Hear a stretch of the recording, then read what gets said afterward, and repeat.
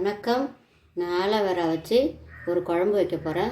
அதுக்கு தேவையானது தக்காளி ஒன்று, பூண்டு, புளி கொஞ்சம், நெல்லிக்காய் அளவு, வெங்காயம், தாளிப்புக்கு கடுகு, ஜீரகம், வெந்தயம், தேங்காய் விழுது கொஞ்சம்.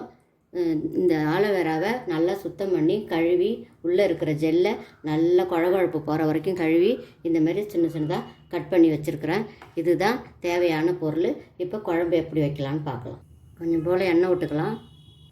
கடுகு, வெங்காயம், தக்காளி, பூண்டு,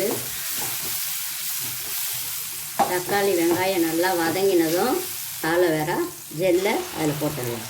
தாளிப்புக்கு கருவேப்பிலை, ஜெல்லு நல்லா வதங்குற அளவுக்கு வதக்கிக்கலாம். உப்பு தேவையான அளவு போட்டுக்கலாம். மிளகாத்தூள் ஒரு 2 டீஸ்பூன் போட்டுக்கலாம்.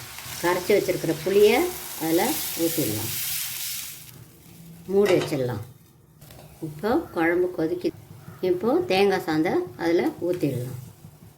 இப்போ மிளகு, ஜீரகம், கடலைப்பருப்பு, தனியா இதெல்லாம் வறுத்து நுணுக்கி வச்ச பொடியை கொஞ்சம் கொஞ்சமாக அதில் தூவிடலாம். சுவையான ஆலோவேரா குழம்பு தயார்.